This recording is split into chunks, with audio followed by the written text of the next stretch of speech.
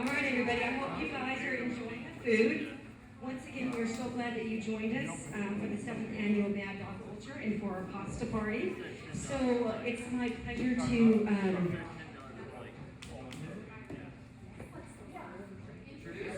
menopause. I hate menopause. Oh my God, it sucks. Okay. Look at my husband's back like there. You're telling me it sucks for her, it sucks for me, the worst. Right, Larry? Yeah, hi. All right, guys, so I had the pleasure of meeting Justin many, many years ago on the course of the Prairie Spirit. Justin Smith is a 37-year-old ultrarunner from Guthrie, Oklahoma. He has completed 34 100-mile races and experienced 13 DNFs, which are did not finish, earning the title of the self-proclaimed DNF Spurt. In his presentation, Lessons from the DNF Spurt, How Failure Shapes You and Why You Shouldn't Be Afraid to Try, Justin explores the question, why would anyone want to run a 100-mile race? Better yet, why would anyone want to run 100 of them? Every ultramarathon is its own story, its own adventure, and its own classroom. The trails teach lessons in perseverance, humility, friendship, and resilience, while the people you meet along the way often inspire you to become the best version of yourself. After starting more than 40 100-mile races, Justin has collected unforgettable stories of triumph, heartbreak, humor, and determination. He believes that a lesson isn't truly learned until it's shared with someone else. So, introducing my friend Justin Smith, who will be running a marathon. Thank you. So, a couple of years ago, I heard about this race in Houston, Texas, called Brazos Bend 100 Milers. Anyone ran that? So maybe it's not true. Okay, so Brazos Bend is a race around a swamp, and these alligators will come up on the trail and just sunbathe.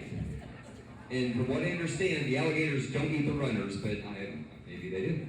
So I knew I wanted to do this race. I have a YouTube channel called Run Trails, Eat Bacon. It's my 2 favorite things to do. So I drove the 9 hours down to Houston, Texas. I see my friend Lisa, and Lisa and I do lots of 100 miles together. We sing emo songs through the night, so we're those people. We don't sing well. But we start running the race, and she's like, Justin, I'm sorry to tell you this, but it's a high of 34 degrees, so the alligators probably won't come out. So that broke my heart a little bit, but I love a good 100-miler. So Lisa and I are running along, and we meet Nicole. This is Nicole's first ever 100-miler, and I say, come on, hang with us, Nicole. We'll get you to the finish line, and then it starts to get dark, and I know it's almost emo karaoke time. And I'm like, uh-oh. So I'm like, hey, Nicole, just a heads up, we're gonna start singing My Chemical Romance and like all the emo songs. And Nicole's like, I love emo music. So like, did we just become best friends? And we did. We finished that race, lots of adversity, made it to the finish line. We got the buckle. We started a group chat called Brazos Trio. A few months later, Nicole messages the group chat, and she says, guys, I'm really bummed. I just DNF'd to 50K. And I said, well, don't feel bad. Last year, I DNF'd 6 100-mile races. And like Melissa said, a DNF is did not finish. And then Lisa puts in the chat, don't feel bad. I DNF'd 5 100-mile races. I was like, wow, we are really bad at this. We are DNF experts. I said, we should start a podcast. And we did. We started a podcast. It's called Fails on the Trails. So what we do is if someone DNFs a race or gets dead freaking last, they come on our podcast. We unpack everything that went wrong. That way the listeners can take those lessons and maybe not make the same mistakes in their next race. So through running I have 34 100-mile finishes and 34 DNFs. So I've learned a lot. So like Melissa shared, John Maxwell said, you haven't truly learned something until you have shared it with others. Hello, others. So while I'm up here today, I plan to give you practical tips, strategies that can help you be more successful on race day. So get your notes app ready on your phone. Get that Amazon cart ready. We're going to add some things to the cart tonight. And I'm going to share with you guys the 5 lessons I've learned after running 48 100-mile races. So lesson number 1 is share your story. Last year, I was sitting right where you guys are. I was out there, and I was thinking to myself, I wonder what I would say if I was up on stage. Crazy how that worked out. And Josh came up, and Josh had an amazing story. He spoke about being a blind runner, running 100-mile races, and he finishes 100-milers, and he's blind. And I'm like, I can see, and I have 14 DNFs. He also talked about wrestling, how he wasn't good at wrestling, then got really good at wrestling, and then when he graduated high school, he lost his identity. And I related to that quite a bit with my personal journey.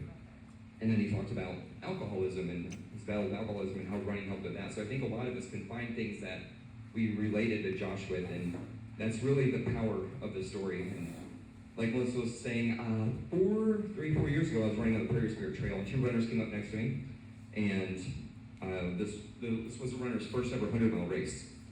And so I'm running along with her, and then her friend was next to her, and she's like, oh yeah, I have a nonprofit called One Sole Purpose, where I started a run club, but kids came and didn't have running shoes. And so she wanted to start a nonprofit so these kids can find the joys of running at such a young age, which is something I think we all wish we would have found at a younger age.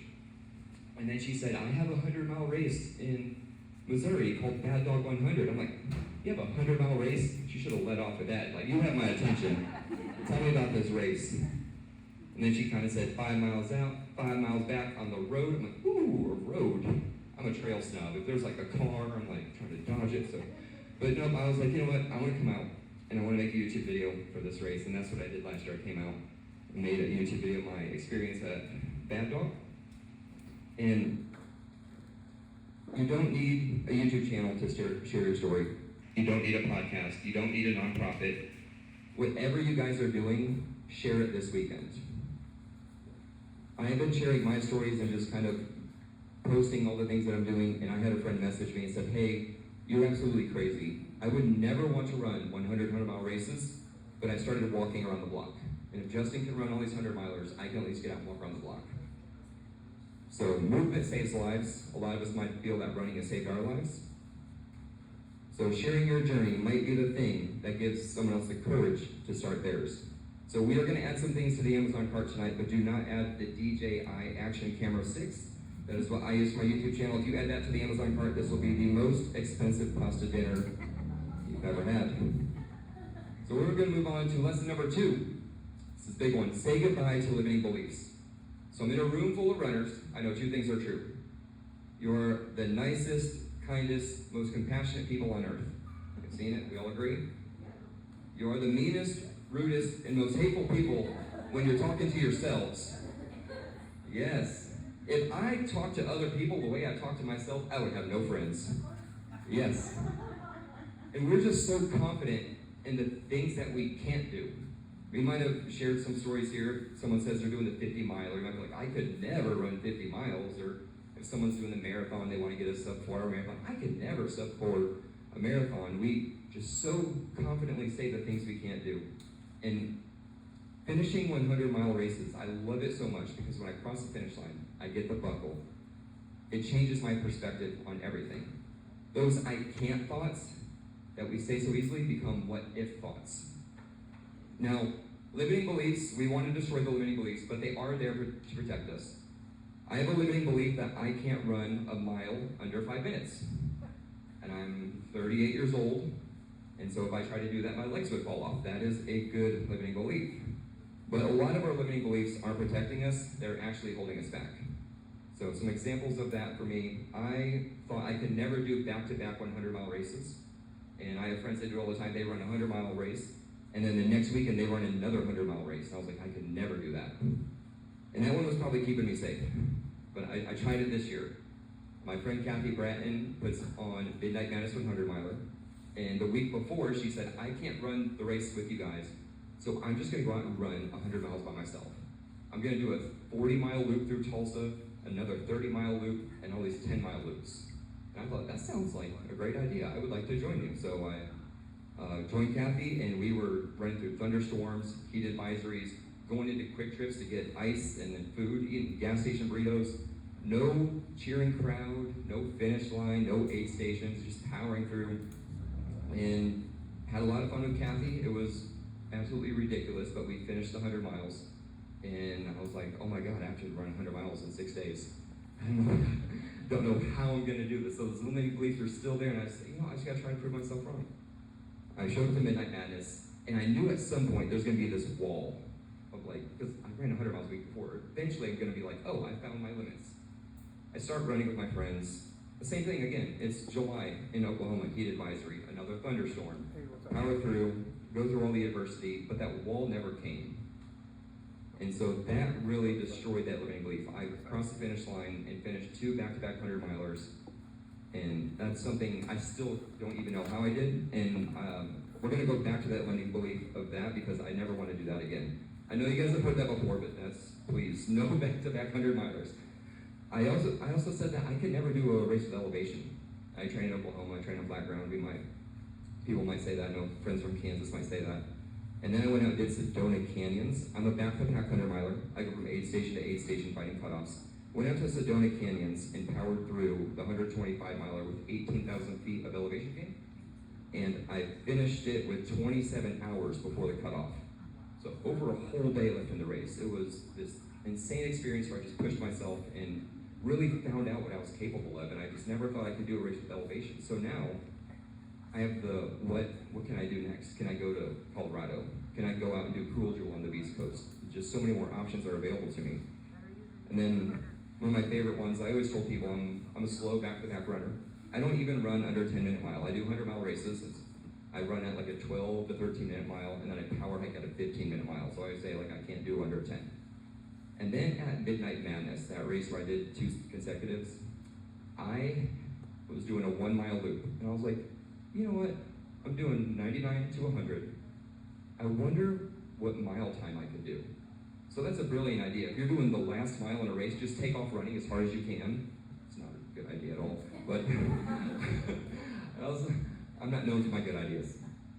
And I did. I just took off running, everything I had left in the tank, and I ran a 9:50 mile. Which anyone running the 10-mile tomorrow is probably not very fast. But for me, that was the second consecutive 100-miler, and I somehow got under 10. So now that I have this limiting belief that I can't go and do a run club. I run all my miles solo. Because I always feel like if I go to a run club, I'm going to get left behind because I'm a slow back-to-the-pack 100-mile runner. But now I'm knocking out a 9:50 mile at mile 99 in a hundo. I think I might be able to go to a run club. So we got to destroy those limiting beliefs. So my challenge for you tomorrow is change how you talk about your limitations. If you say, I can't make it to the finish, change it up. It's going to be tough to make it to the finish. Leave the door open. I can't keep this pace. It's impossible to keep this pace. My pace has slowed for now. Because you're going to be able to do things where your pace can pick up later.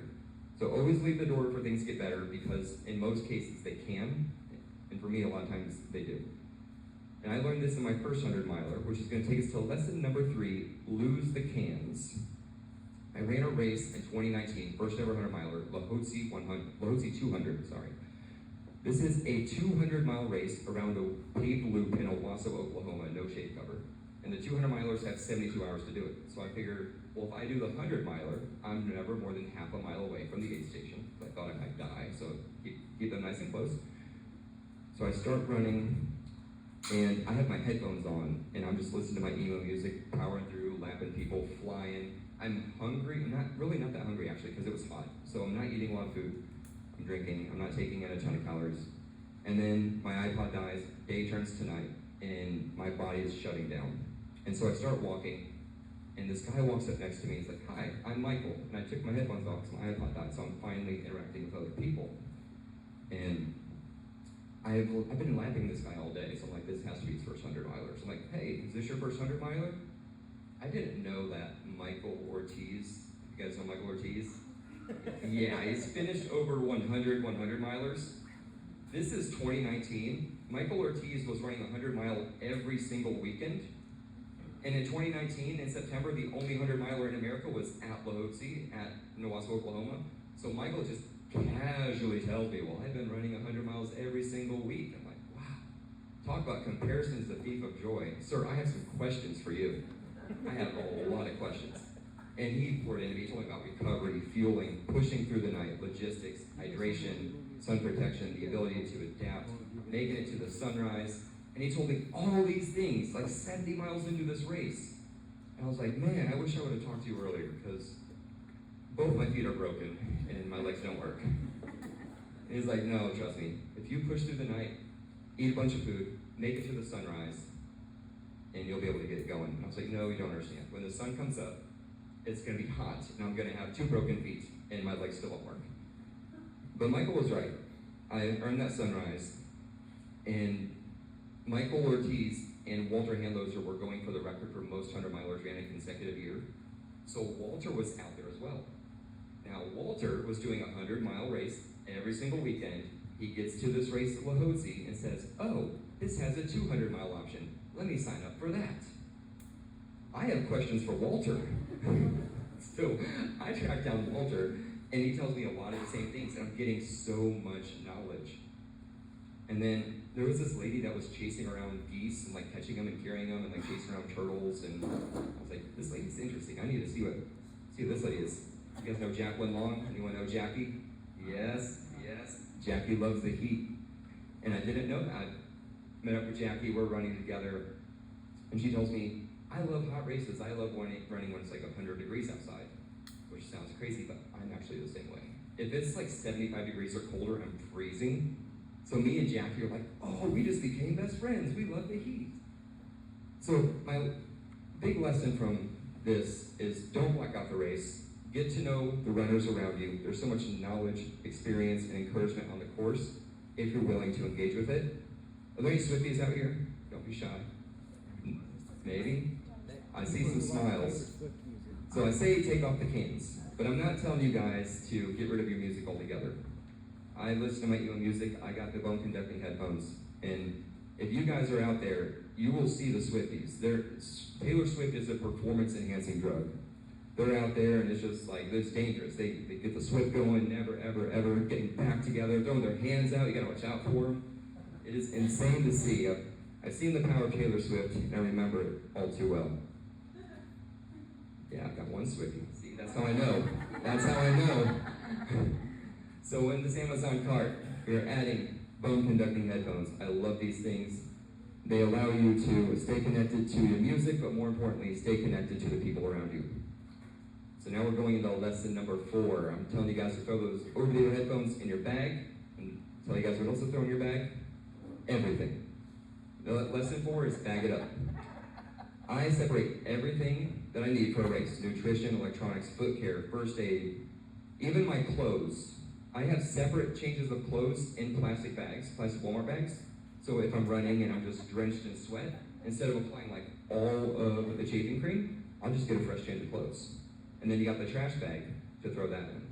So I know the canopies out there, a lot of us are already pretty organized, but I bag everything up. And then also think if you need chapstick, digging through a duffel bag looking for chapstick is a terrible thing. So if you have like a first aid bag, you can put the chapstick in the first aid bag and then maybe tell a crew member, hey, can you get my first aid bag and get the chapstick? And they'll love you forever. So I'm gonna share with you guys a couple of bag tricks that maybe you've never heard of, because I'm sure a lot of us already bag our stuff up.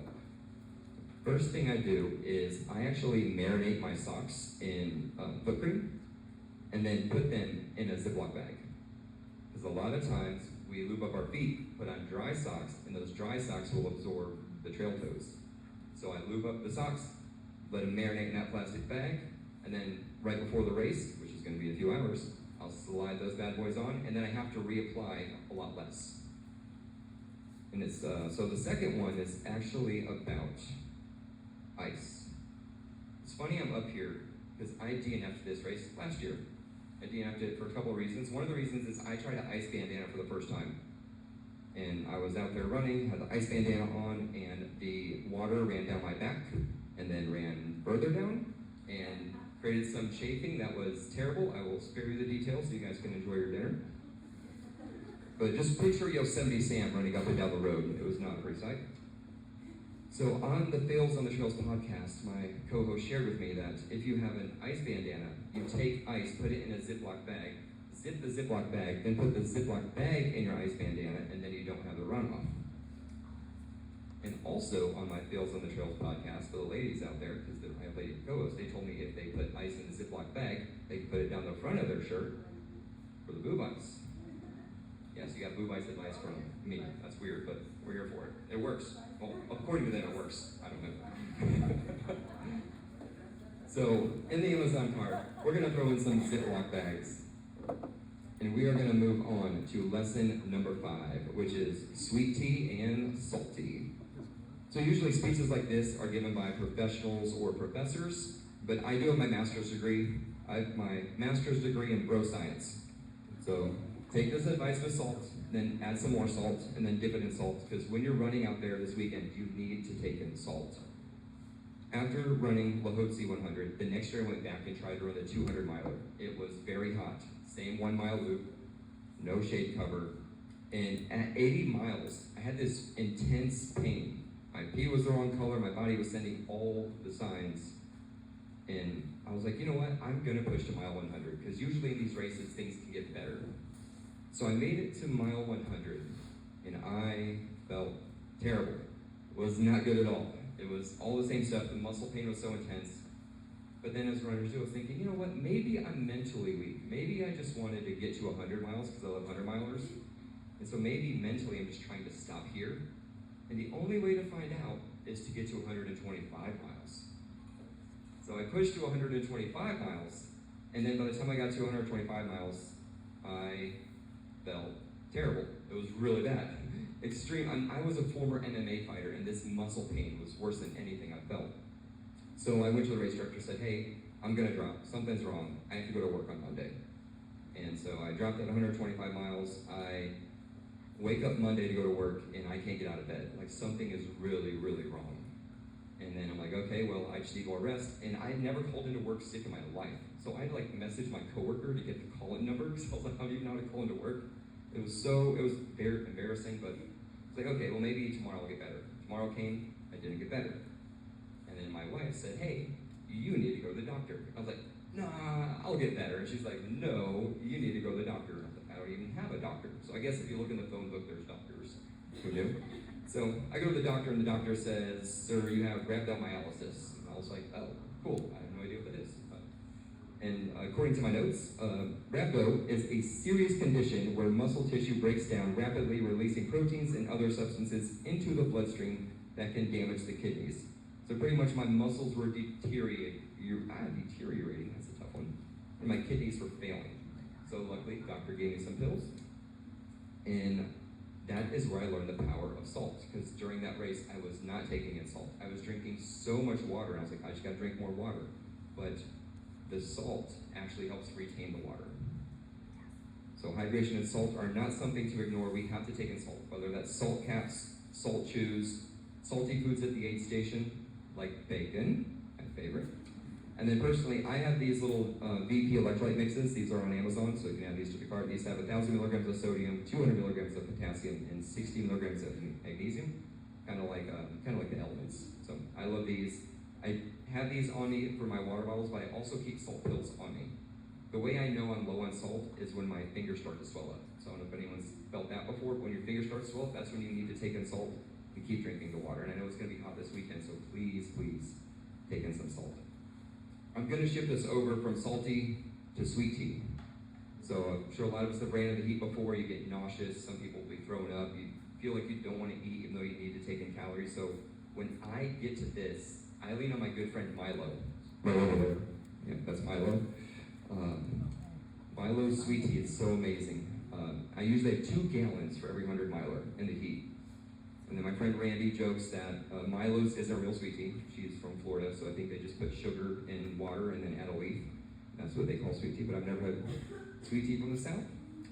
So during these hot races, we need to do sweet tea, Coke, Dr. Pepper, lemonade, some kind of cold liquid calorie to take in while it's hot. And that way when the sun goes down, we can take in warm food, or just to get us through to take in warm food. Coke is really good as well, especially because it breaks down everything in your stomach to where you can take in more food. As someone that doesn't drink Coke in everyday life, when I come to these races, I'm like, hitting it with Coke. So let's remember to stay hydrated, keep the salt coming, and find your version of sweet tea. So let's add some salt to your Amazon cart, whatever it looks like for you. And that is it for my 5 lessons. I just want to thank Melissa for having me out. And I just want to remind you guys, we're out here for one sole purpose. Please consider donating to one sole purpose. We remember the feeling we get when we buy running shoes. And so with one sole purpose, we get the feeling, we get the opportunity to give that to the kids. So, all right, so next time, so until next time, run trails, and eat bacon. Thank you guys.